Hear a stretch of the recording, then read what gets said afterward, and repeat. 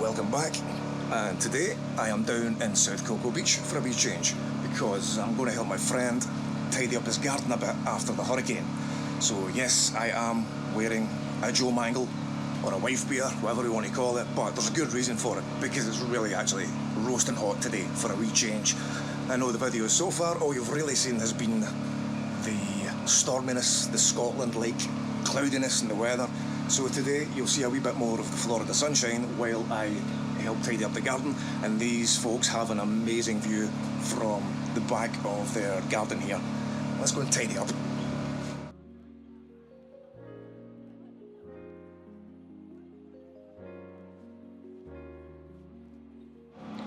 So I'm looking around their garden here and I'm not entirely sure exactly what I'm going to need to clear up because it looks pretty tidy.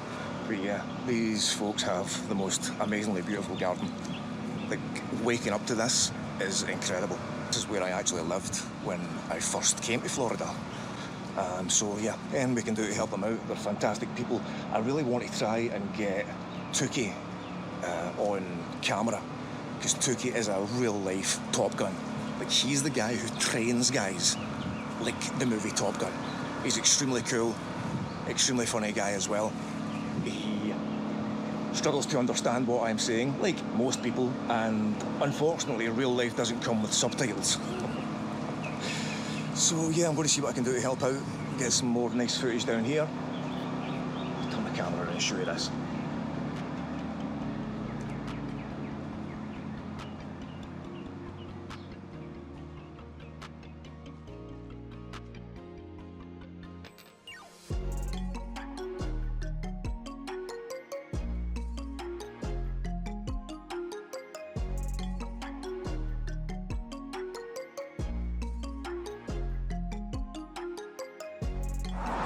So I thought I'd grab another wee bit of footage as I wait for Peter to do the job here and empty out the barra. Yep, fantastic.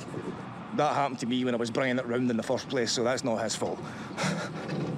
It looks like most of the stuff I've got planned for doing today is just going to be lifting bits and pieces.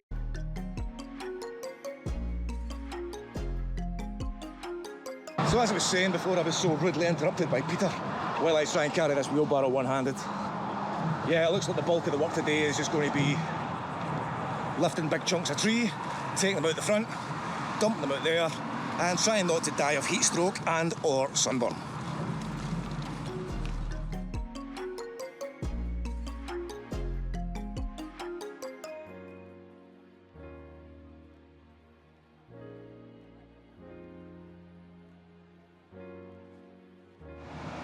I don't know if this is even a remotely good idea, but let's try wheelbarrow cam. See if we can do it without wrecking the thing, or tipping the whole thing. And one of the two is definitely going to happen.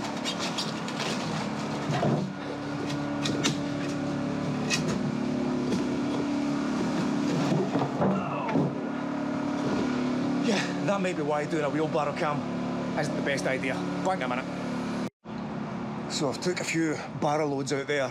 Clearly, wheelbarrow cam was a terrible mistake because I also now think that I may have scratched my lens. Very clever. Very good move. Wise. Lessons learned. It is a learning process. I am still learning how to do this thing. But yeah, in the moment I thought I would take a wee break from wheelbarrowing loads of dead wood out to the main road. And let's go a wee walk down here because I really want to show you the dock down here. I also have the anamorphic lens in the house. Well, not in the house, over here with me. So I'm going to change that over at some point and try and use the fancy high quality HD sort of lens to get some shots out over the river because it's pretty impressive looking. And yeah, let's go around this way.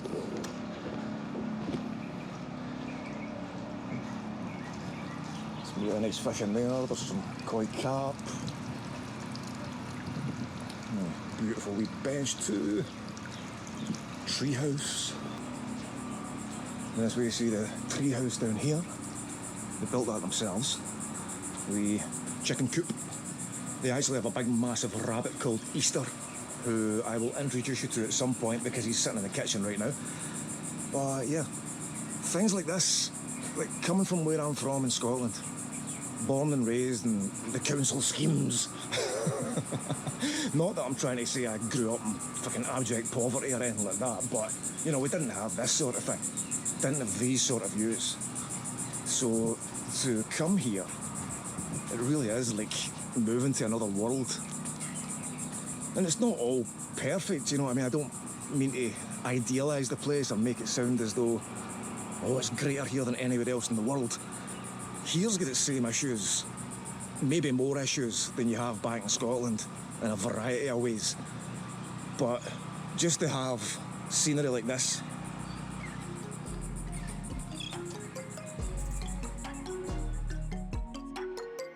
right, I've switched over to the anamorphic lens and I'm not too sure how that's going to distort me. It might stretch me out that way or that way, I'm not entirely sure. But I thought it would be worth using this lens to turn around and video this bit, because I'm fairly sure it's going to give me a much cooler effect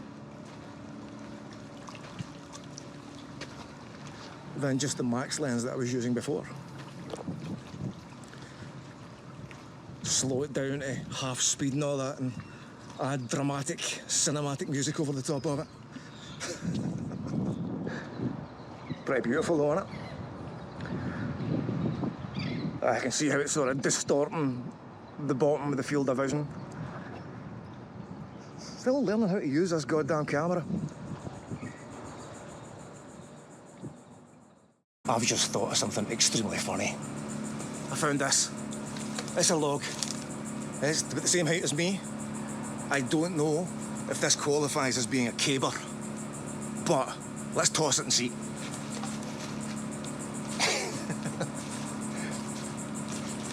Scotsman in the South, eh? Scotsman in the States. It used to be called Scotsman in the South, but now it's Scotsman in the States. So, yeah. I don't know what the scoring system is when it comes to caber tossing.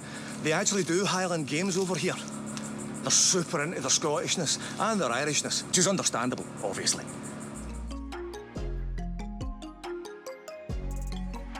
Well, we've finished moving the bits of tree and branch and leaf and debris.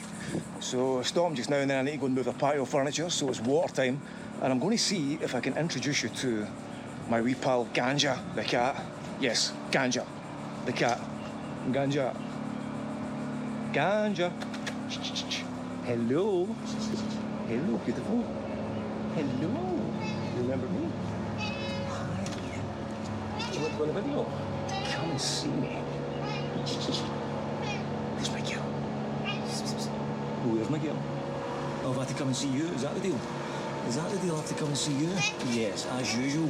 Spoiled princess, aren't you? Spoiled little princess. Much like my wife.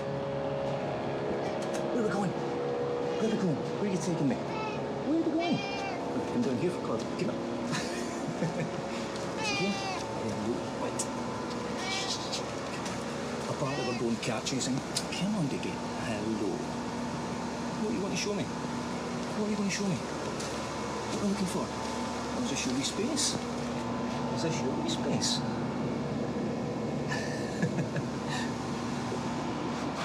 I wonder. I don't think she was pregnant. I'm pretty sure she wasn't pregnant. She's partially stray, or partially wild. And there's about maybe 8 or 10 cats around here that Deb and Tookie care for and feed in the mornings and stuff. Most of them you'll see for a few minutes, but Ganja, she's really become the house cat. But I think she was trying to take me in and show me a little den in here. Are you hiding, pussycat? I thought I'd get her to come up and say hello, so at least you got to see her a wee bit anyway.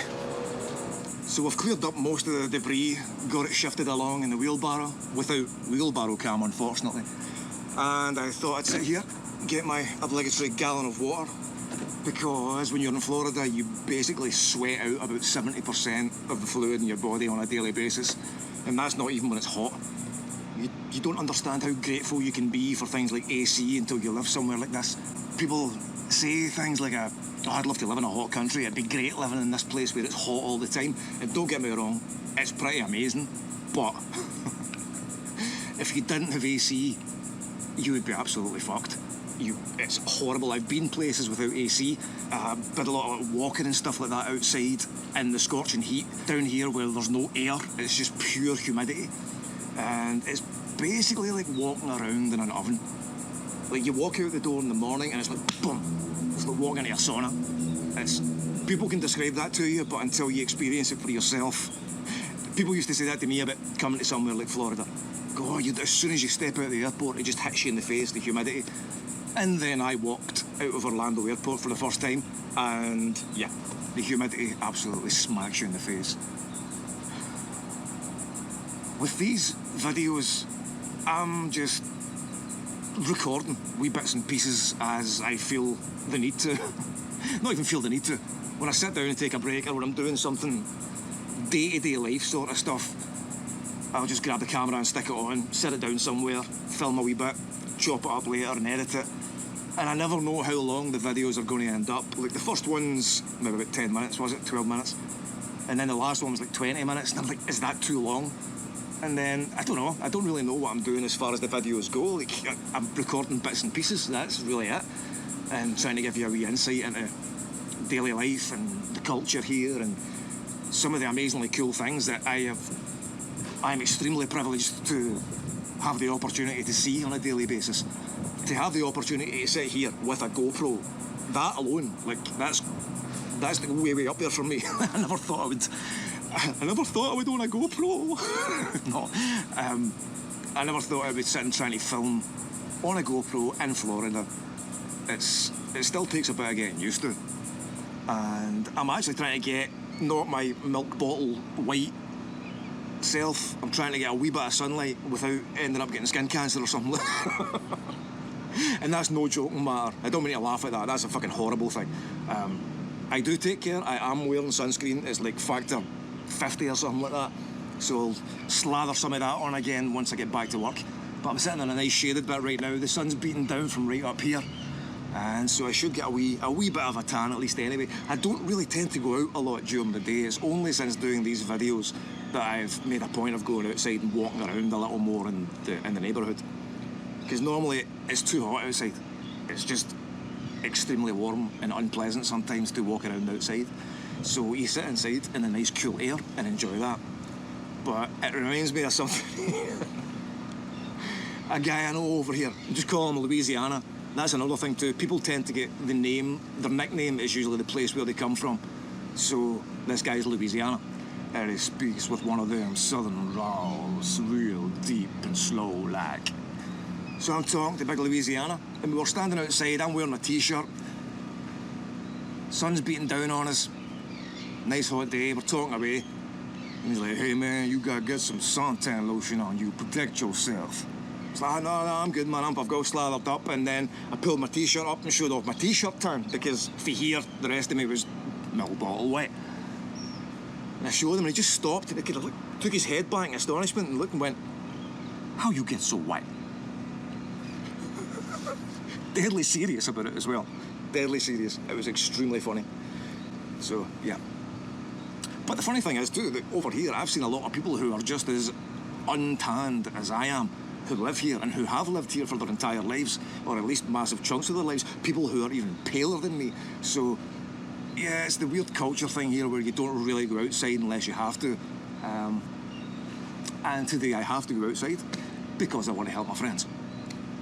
And I should also say, just for the benefit of USCIS and all that sort of thing, just in case there's any question of that, there is absolutely no remuneration whatsoever. There's no payment in kind. There's no goods, services or money being given to me for doing this. I am helping a friend out who needs help. They're older, they struggle physically, and I say to come down and give them a dig out, sort of place, and let them get back to normal life.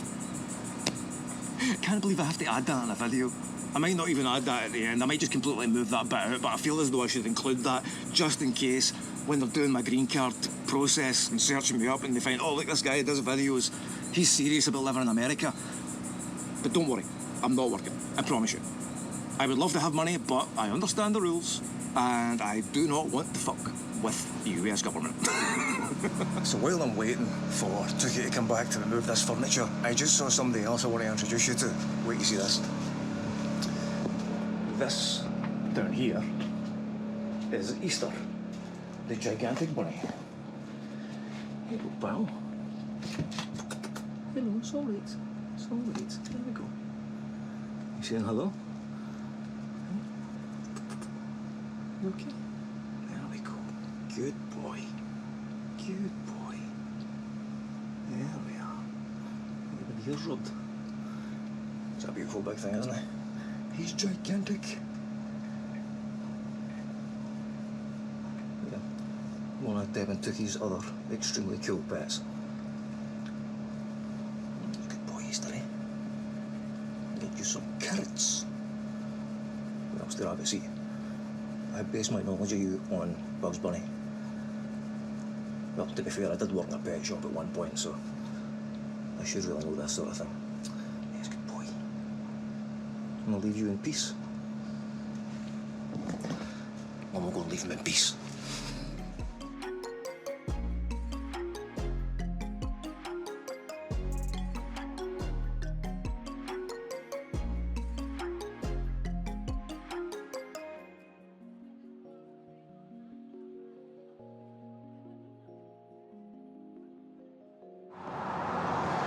So this road here is A1A.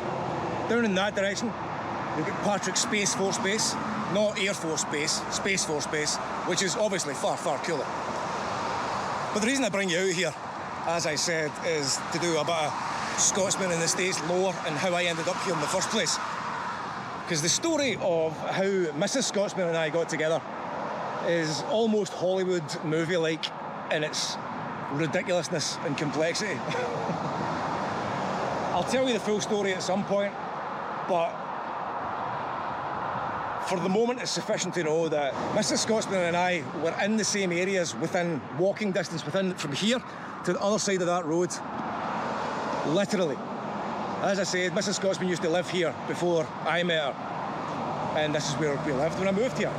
So she was here, and it turns out there were so many times in discussing it over the year since we got married, finding out how many times that her and I were in basically the same place, almost met each other on probably at least 8 or 9 occasions.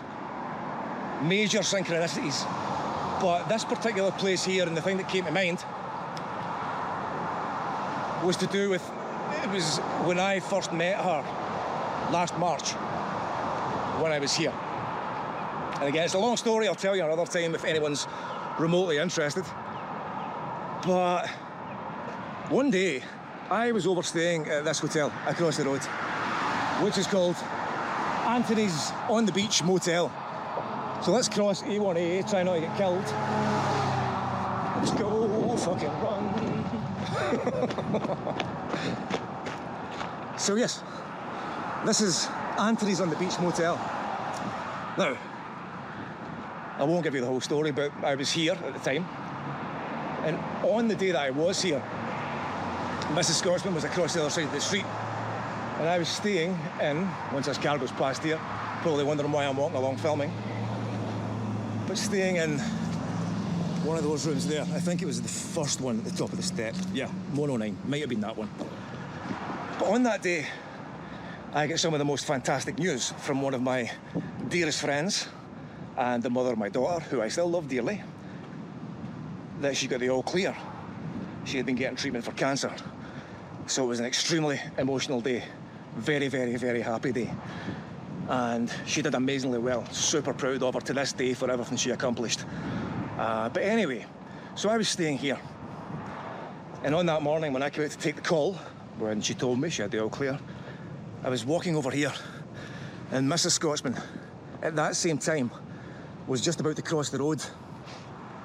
I walked up from there, on the phone, up here, onto this beach, South Coco Beach, which as you can see is a little less grey and murky today than it was before. But she was on the other side of the road, getting ready to cross the street. And she doesn't usually go to the beach, which sounds like a strange thing. Like if you don't live in Florida, you would think that you would be on the beach all the time, but you don't really come here most of the time. maybe when it's a really nice day or if you get a day off work or something like that, but you know, it's not really something people do as often as you might think. But anyway, she was ready to cross the road as I was walking to the beach, because she said when she woke up that morning, she had this overwhelming urge to go to the beach. And that would have been about the time that I was here. She got up out of bed, came across, and again went to go and walk across, and got a phone call that meant she had to go back because she had to call into work or something like that.